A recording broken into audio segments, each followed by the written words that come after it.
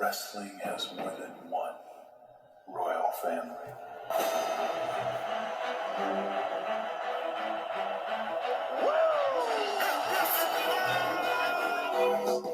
Acknowledge me.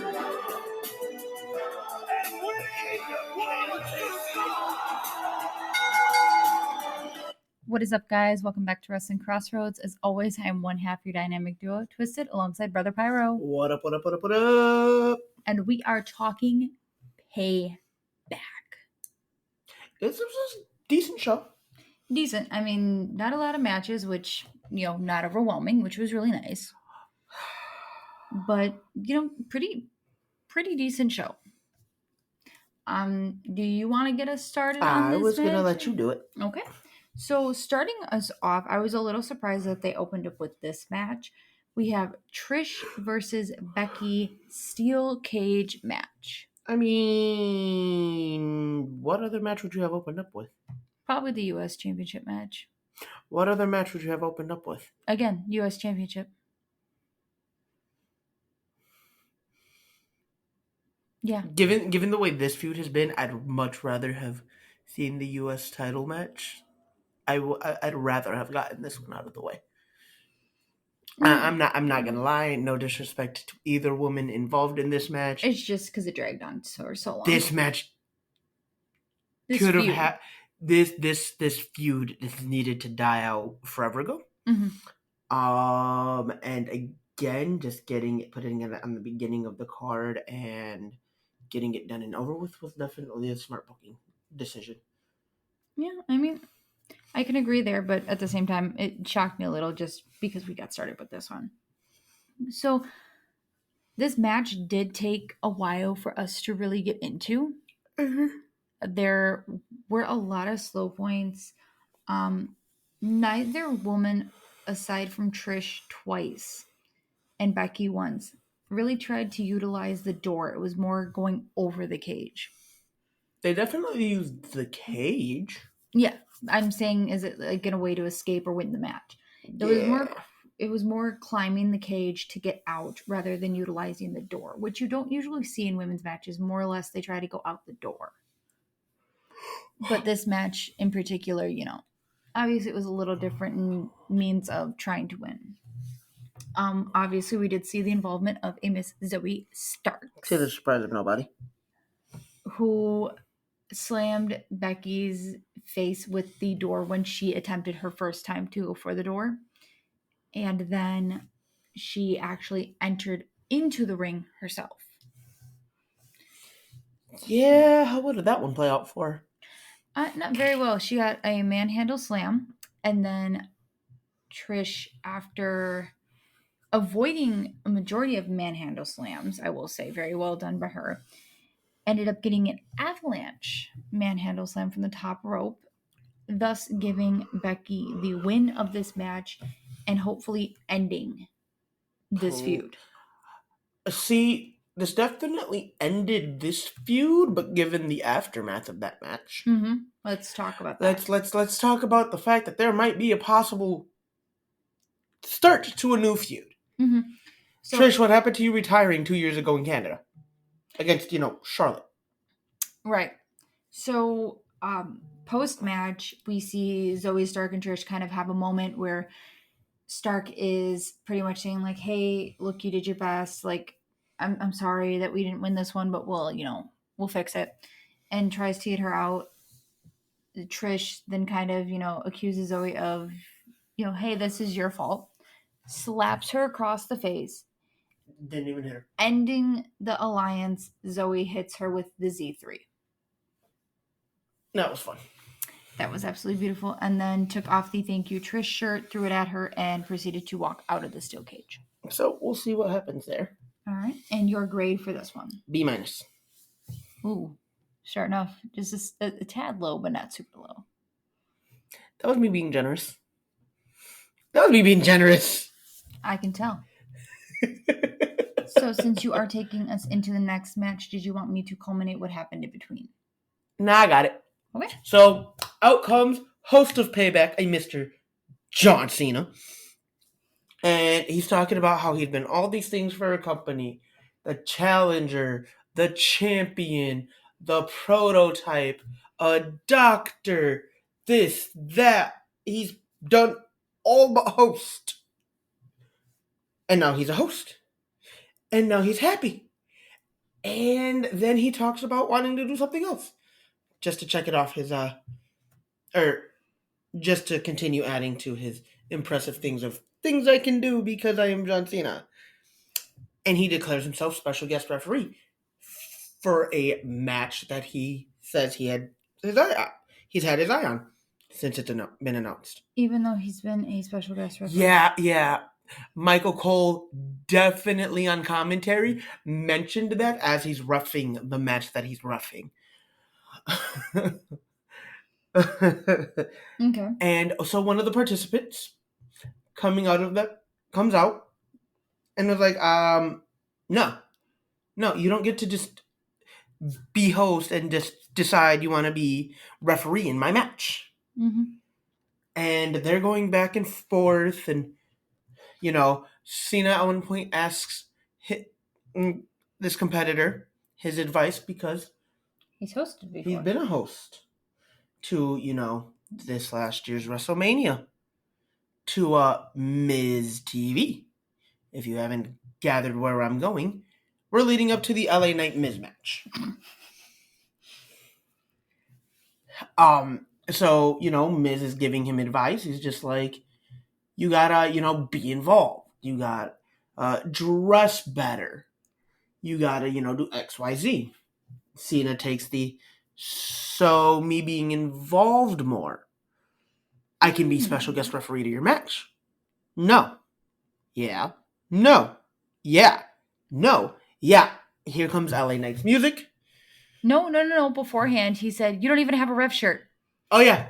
Has a ref shirt. You don't even have a ref shirt. One of the guys sitting in the timekeeper's area runs John Cena a referee shirt. He does now. Pretty much. And so LA Knight's music hit. Mm-hmm. He comes out. They get ready to start this match. Cena does a very good job of calling this match down to the middle every second of the way. Mm-hmm. That was one thing that Miz was very wary about in that verbal altercation because, their history. Yes. And Cena did say, I may not like you, but I respect you enough to give you a fair match. Mm-hmm. And what really was a great back and forth between both competitors. Got to see them really dig deep. Yes. Got to see them continue their story. Sorry, I had a little bit of gas bubble right there. I could tell. I sigh. Anyway, but Michael Cole does allude to the fact that Cena has only ever guest refed one time prior to this. And that was back in 2011, 2012? WWE Championship match. Yes. Wade Barrett, Randy Orton. Mm-hmm. In which Wade Barrett still feels, Cena cost him the title.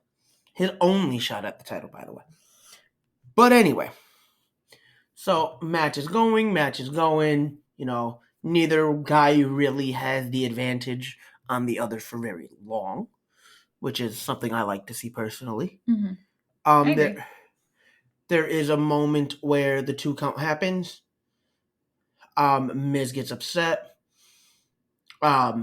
Miz goes to cheat.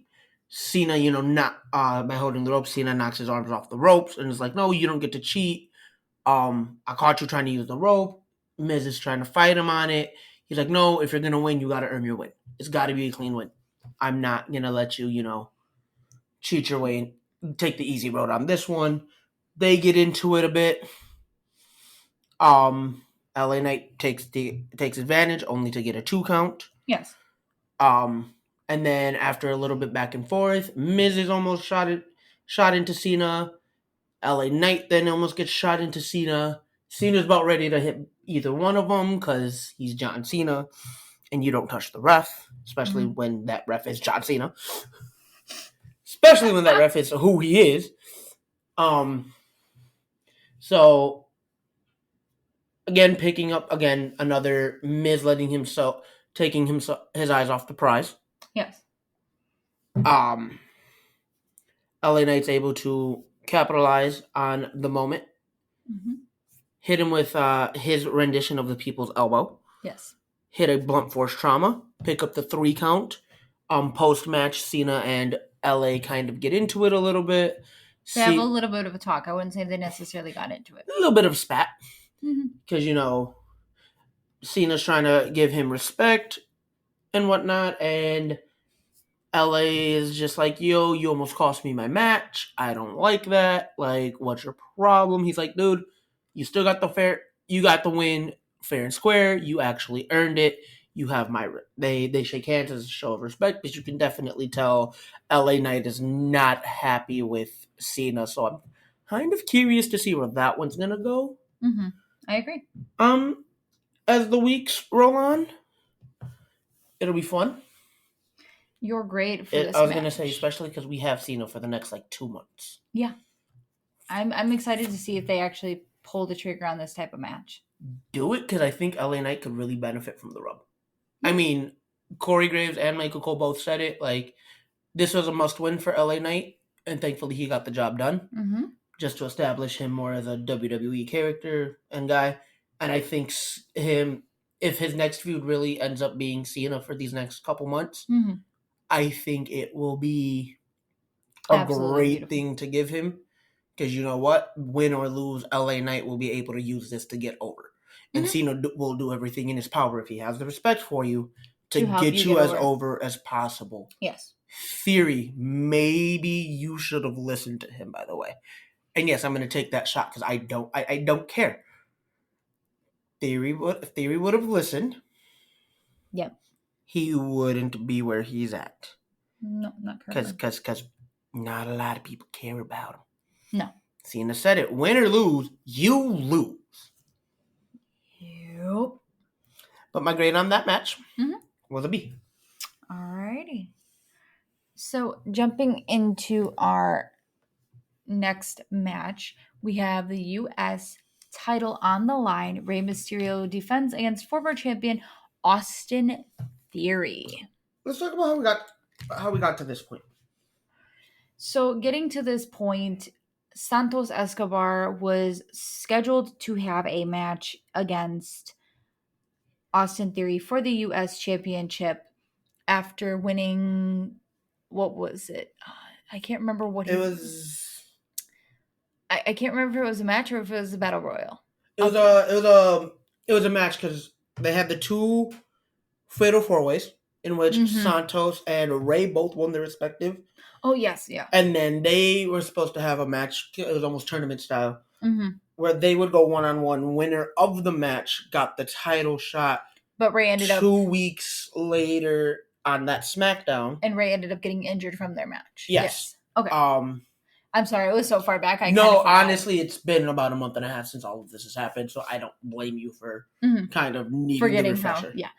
So, before the match on that SmackDown, Theory did attack Escobar backstage, causing him to have a knee injury. Later that night, they were set to have their match, and before making his way to the ring fully, Theory again attacks him Escobar mid-entrance, where Adam Pearce came out and said, no, you think you're going to get off scot-free? No, you are still going to defend the championship. It's just going to be against Rey Mysterio. And Santos kind of, you can see before they carted him, off to the back, was like telling Rey, go take this moment, take my spot, do this not for you, not for me, but for all of us. Yes.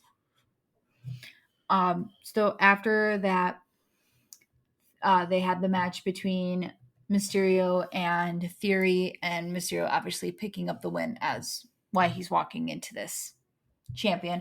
Then we had a match the week, not the one right before, not the SmackDown right before this, but the week before between LA last week, yeah. Theory, LA Knight, U.S. title number 1 contender match. Yes. In which Theory picked up the win. Well, that's because they had already started planting the seeds for it to be LA Knight versus Miz, which I think honestly was the better better projection for this anyway. Yes. Right now. Granted, I do feel LA Knight should have been U.S. champion going into SummerSlam. I do agree. Yeah, I was gonna say going into SummerSlam. like this whole thing. I'd Like even be this okay wasn't with him. This isn't me, saying Mhm. anything bad or disrespectful for Santos or Ray. Legend, potential legend in the making. Mhm. Santos hasn't been around long enough to really establish where his career can go. I do see that things can go. He can go really far, but I do think LA Knight being as over as he's been, and mind you, he got over in a very short amount of time. Right. Being as talented in the ring as he is, having having all those skills. Yes. From years of just training on the independent scene and really establishing himself, and then being able to translate all of that stuff to where he is at now. Mhm. He should have won his respective Fatal 4-Way. Yes. Which involved Mysterio. Because his was Mysterio, him. Was it a Fatal 4-Way or was it a 3-way? It was a Fatal 4-Way. I want to say it was Waller and Grimes. I could be wrong. I know all four of these men were involved in. Yeah.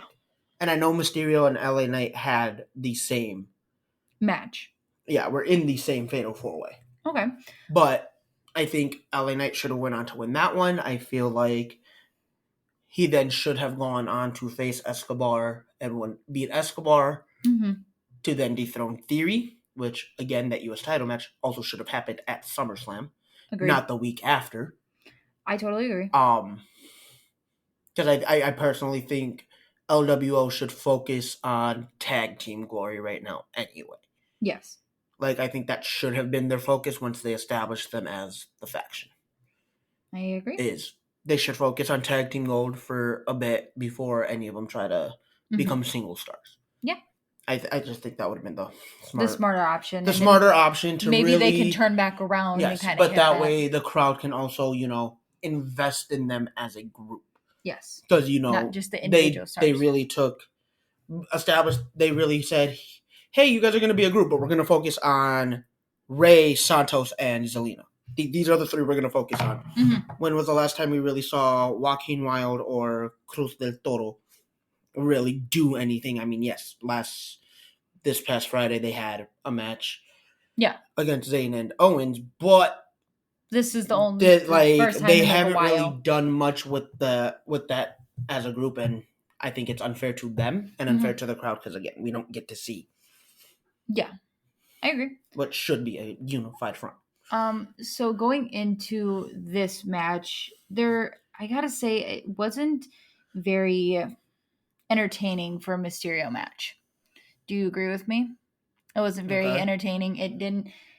It took a while to pick up, and it was very slow paced from what I'm used to for a Mysterio and a Theory match. Normally their matches are a little bit quicker paced. However, with this one in particular, it did take a bit to get into, I would say. I'm not going to necessarily say they're normally quicker pace, especially when it comes to Theory, because he does prefer the slower pace a little more. And I think that really did help him in this match. Kind of, again, he may not have... It did feel very quick, though. It did. I don't think we really did get a lot of time bell to bell. And but the ending, even with how the win came, that felt rushed. That felt rushed, but because winning your match and retaining the championship was Rey Mysterio. Yes, it was a roll-up pin, which is how he won the title in the first place. Yes, but I will say, win or lose, this did kind of help Theory in a way. It did, just because the rub he got from just having this caliber of match. I think honestly, trying to throw him into that storyline with Cena at Mania instead of letting it kind of build a little, I think that hurt him. I think this is kind of how you kind of slowly build something out of this. Yeah, because you can slowly build on Theory with the U.S. title, because remember, he is now the youngest Mr. Money in the Bank. Yes. Granted, he shouldn't have been in that Money in the Bank, but This is It's when happened. he was still playing Vince's Pony Yes. He is a 2-time U.S. champion. Boy. Mm-hmm. Granted, his second title reign was significantly better than his first. Agreed. So there's that. But, like, I think this really does... This is kind of just helping him get his footing together and give it in the bigger spotlights. Okay. Also, going into, what that tag team match was? Yeah. On SmackDown, I wouldn't mind if him and Waller kind of got together and were like, we want to go for tag team gold at some point. I mean, because I think that I think that it'd be better for them sooner rather than later to I was start gonna that. say I think both of them can benefit Mm-hmm. from each other Because I mean, in that aspect. And again, Waller have 2 matches, and I think he's been on the losing end of both. Yeah. But I also think that would just help the crowd kind of get more familiar with Waller. Mm-hmm. We're already familiar with Theory. Oh yeah, Lord. But I think this will also help gauge what direction Theory can be pushed in mm-hmm. at like a little later in his career. Yeah, I agree. All right, and your grade for this match? C+. Ooh, that's a little low for you. That's a low for a Mysterio match, but yeah, it took a minute to get into. It felt rushed, and by the time you got into it, it was like it was already. It was over. pretty much already over. Plus, I think there could have been a little more. Mm-hmm. I don't know, just something felt off about this Something match. didn't taste right. Exactly. It's like when you eat. It's like when you go to eat like a piece of chicken or a piece of like steak that's been sitting in your fridge for a while. Mm-hmm. Like, or in your freezer, and you like it starts to get the freezer burn, mm-hmm. and you probably shouldn't, but like it's not going to kill you, but it's going to affect how it tastes. Yeah, totally. All right, take us into our next match. Tag team titles on the line. Kevin Owens, Judgment Days, wow. Kevin Owens and Sami Zayn taking on Judgment Day's Finn Balor and Damian Priest. Thank you. In I don't know Pittsburgh where your brain was going. Steel City street fight. Blah, blah, blah, blah, blah, blah. I want to point out, compared to the Memorial Hardcore match that they had on SmackDown after Terry Funk died, Terry Funk actually would have been proud of this match. Yes. Terry Funk would have been looking down from the heavens, absolutely proud as hell of this match. Personally, I think this was the best executed match on the entire card. I agree. It was a lot of fun. You got to see a lot of things happen. We got to see, chairs, garbage bins, kendo sticks, hockey. We got a hockey fight. We got hockey sticks. Had a full-on hockey fight when Dirty Dom decided he was going to interfere in a match. Kevin Owens almost killed himself. Yes. Jumping off the rafters. He went senton onto Dirty Dom, which was on a table. And if he would have been even a half an inch over what he already was, definitely would not have ended well. Because that meant easily could have ended his own career. Mm-hmm. Really glad he didn't. Every time that they have a match like this, he always goes above and beyond to execute moves like that. Usually it works, though. I don't know what was going on tonight. I wouldn't say it always works. I said usually. We always end up with a injured Owens. I said usually. Even usually. No. Usually the move actually executes the way it's supposed to. And 90% of the time when he gets into matches like this and he executes moves like this, he's at least still on the injury shelf for at least 2-ish weeks afterwards. 2 weeks at a minimum after matches like this. He did get busted open. Yeah. But that was before his near-death experience. Yes. I want to talk about because obviously we knew Dom was going to get involved. Yes.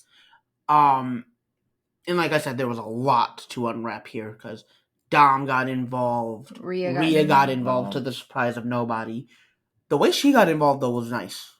And it was very simple. Right. It was quick. It was simple. She literally shoulder tackled No, Owens, she speared she speared Owens through the barricade. and then left. And then was like, all right, I'm out. She's like, I'm out. I got a match after this. Right. Deuces. Pretty much. And left. But, like, their involvement surprised nobody. Mhm. Dom making a second appearance kind of surprised me. Yeah, after the table. Yeah. Or, no, this was right before the table. Because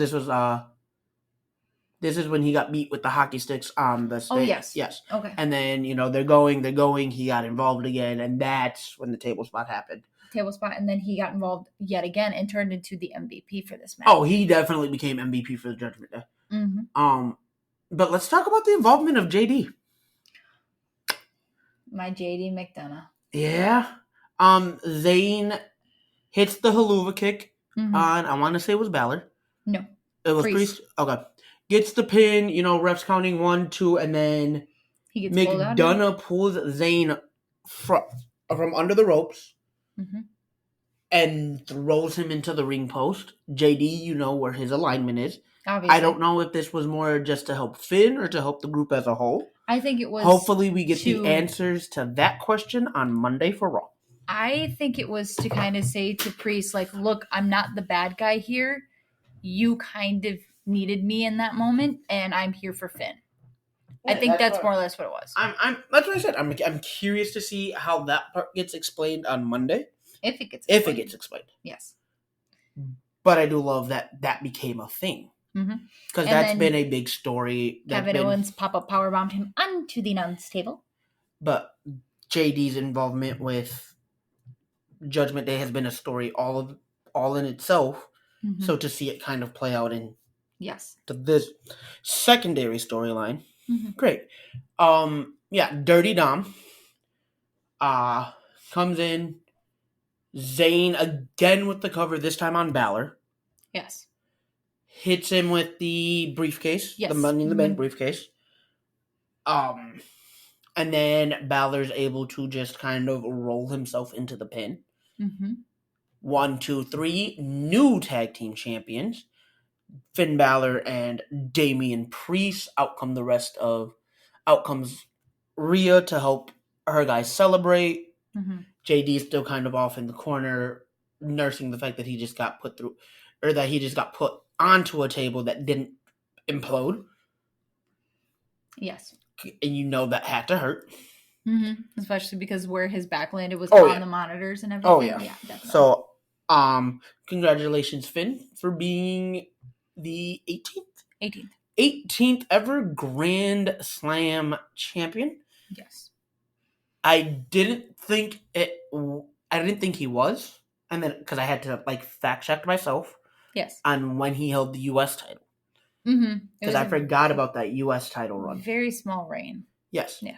And that's why I completely forgot about it. So congratulations to the boys in Judgment Day. I'm excited to see what happens next. Who steps up next? I know the Profits are coming for gold, so I'd love to see that. Okay. You're great. Do you think Owens and Zayn get a rematch before the Profits kind of try to get their way in there? Definitely. I say give them the rematch and then let the Profits go after. Okay. But I think they do deserve a rematch. All right. But I think that Owens and Zayn are going to either try to put a stipulation of another, falls count anywhere on it, or they could do a steel cage. That would limit the involvement of the rest of Judgment Day. Or not necessarily stop, but limit it for sure. Or I don't know necessarily if it's.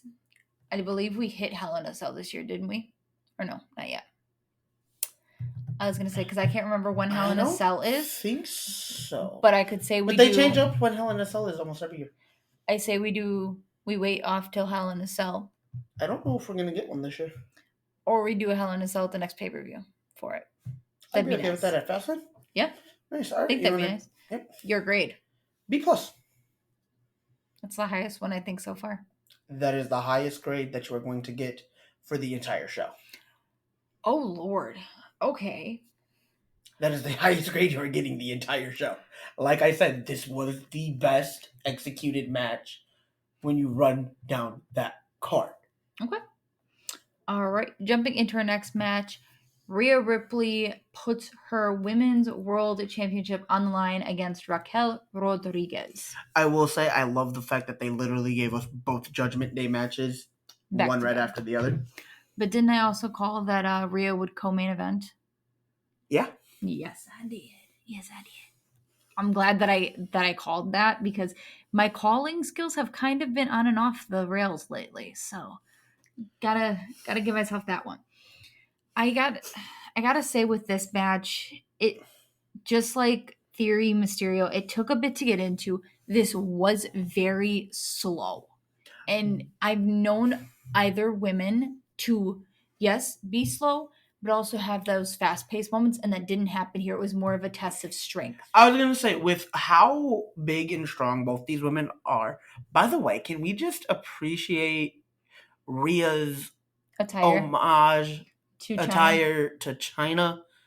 Because, like, she really is our modern-day China. Like, she is. I don't, as much as I hate to admit it, because we all know China will forever have that spot in my heart. Mm-hmm. She really is a modern day China, and I love that, she kind of paid homage to one of the most badass women to ever step foot in the ring. Because, like, China was getting in there and really messing with these dudes back in the 90s. Mm-hmm. Back when they were, back before all the safety protocols and whatnot.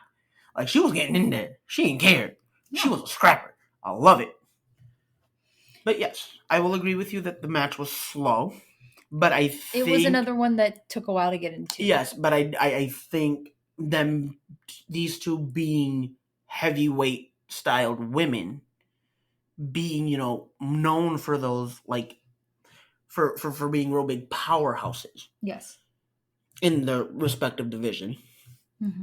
I think them having a slower-paced match really benefited them. I agree. I do. I feel that both of these women do great against smaller opponents, just kind of like a Mr. Brock Lesnar does. But, to see these two really show the power side of themselves in a match was amazing because you got so many times where, they would try to shoulder tackle each other and neither would go down. It's like, oh, yeah, that tried to happen. Right. But it never fully did. So it was very interesting to see that. But again, I feel like it was a very quick match. I am not happy at how quick it was. See, and I got the polar opposite feeling about that. Okay. Like I definitely feel like it was. I'm not gonna say like the match took too long, but I think it had a reasonable time. Like I think it was a reasonable length for their style match. I mean, personally, I just felt that the ending was more or less rushed throughout. It had its moments where it took a bit for me to personally get into it. And I love my women's matches. You know that more than anybody. But it had that, like, I'm kind of dragging feeling. I want to personally, that's where I felt. I want to point something out. Mm-hmm. And you pointed this out while we were watching the match. Yes. So, both women are relatively big in stature, tall, very muscular, Oh, yeah, I think I know where you're going with this. It's not often, if ever, that you see anybody, really, much less a member of the women's division, tower over a Rhea Ripley the way Raquel did. Mm-hmm.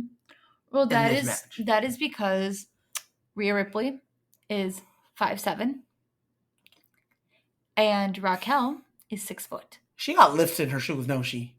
She gotta have lifts in her boots. She has boots. She looks significantly taller than. She's also got very long legs. And because Black is slimming and she has the little lift on the boot, she looks a lot bigger. Yeah. Like, I promise you, if you wouldn't have told me that, I would have said like 5'9", 5'10". No, she is shorter than Flash, which is surprising. Yeah. She may be shorter than him, but she definitely overpowered him. Oh, definitely. Throw him around like a rag doll. Oh my goodness. So, picking up the win, and I hope this continues this feud at least a little bit longer. I think that this is, like you had said it in the pre-show, this is her first her second real challenge to this title. And her second real story as champion. Mm-hmm. Which they need to do a lot more since this is one of your women's Right, titles. like you have 2 women's titles. You're doing nothing with one of them, and you're barely doing anything with the other. Yeah. You're keeping the other one a little more relevant. Barely. But the only reason this one's relevant is because we see it. It's because of how often we see it, because Judgment Day. Yeah. And we see Judgment Day week in and week out. I do agree. So, retaining the championship, Rhea Ripley walks out with her title. Your grade? C+. Ooh. Okay. I told you. Tag team match. Highest grade. Yeah, I see that. All right, take us into our main event and let's get this one wrapped up for the night. Shinsuke Nakamura challenging Seth freaking Rollins for the World Heavyweight title. Jokes aside about the ring gear, because the man looked like a giant bag of popcorn. Oh my god. He looked like the panned popcorn. I'm sorry, you're not going to sit here and tell me he didn't look like the golden ticket from Charlie and the Chocolate Factory? I've got a golden ticket. I've got a golden ticket.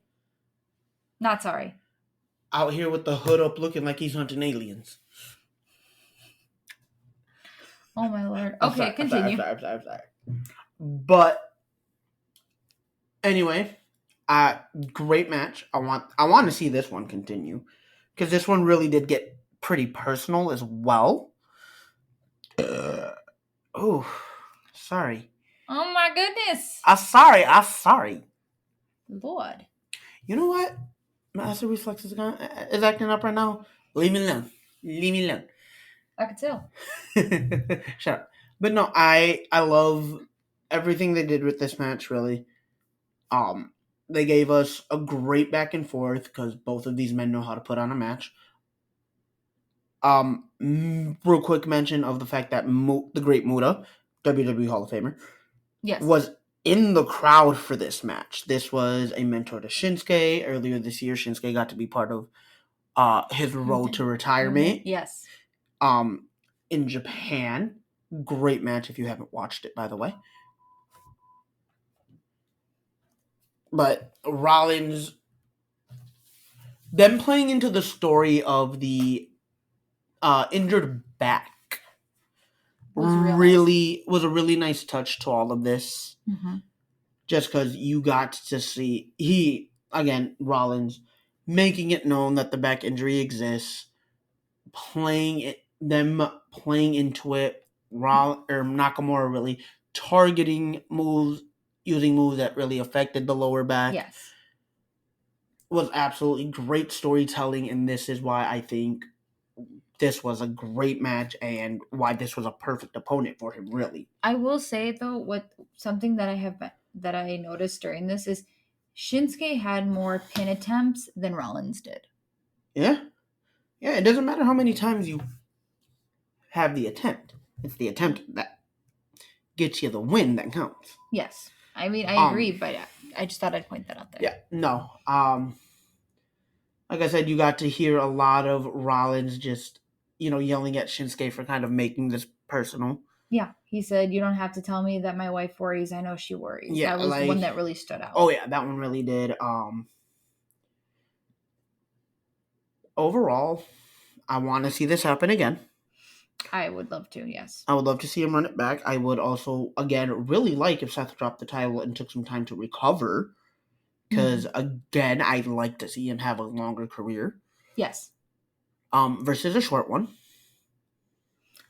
And, I mean, this has been a decently... And even for the short... big career, but... Oh, like I said on the pre-show, this man is a certified Hall of Famer right now. Yes. Like, if he were to retire right now, like, if Twitter were to pop up right now, Seth Rollins announces his retirement. First ballot Hall of Famer, any way you want to cut it. Mm-hmm. But you don't want that to happen yet. If we can have a lengthier career, mm-hmm. it would be really great to have. Yeah, he's a great competitor. Exactly. Like, he is 100% one of those guys that, again, you can build a company around. Mm-hmm. even if not as the face of your company, as just a reliable workhorse. Agreed. Somebody that you know is going to represent the company with pride and respect, and you're going to be able to have that trusting. All right, you got into that rant already on our pre-show. Yes, so I know. Take us into our closing moments. Take us into the winning person of this match, please. Closing out the match, Rollins is able to hit the stomp, pick up the win, walks out of Payback champion, overall grade B. Okay. For the match. Let's talk about what we didn't see though. And they only showed this online. I feel like this should have happened on air before they went off air. Okay. Nakamura attacks Rollins. Oh, okay. I did not see that. Yeah, no, that's because they went off air before it happened. Okay. And I really feel like they should have kept it on air. Mm-hmm. But whatever. So he attacks Rollins. I'm interested to see if he I'm gives interested to see what I feel like this is going to lead to a rematch of some sort. Mm-hmm. Or it's going to lead to something for sure. Definitely. But I guess the only thing we really have left to do is overall grade on the show, which I give a C. Oh, jeez. That's really low for you. Yeah, no, this was about a mid-grade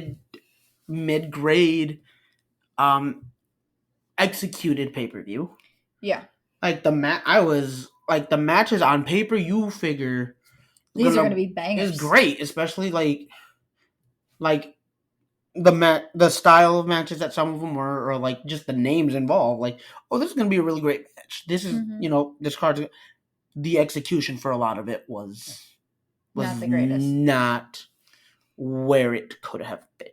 Okay, I respect your choices. That's why you are the one giving out grades. So we will see you guys later for our pre-show for AEW All Out. Lord help us, because all Tony Khan knows how to do is create a bloated card no matter what. I'll get into Desario's reaction when we actually get into that show. We will see you guys a bit later for that one. We are out. Later, guys. Bye-bye.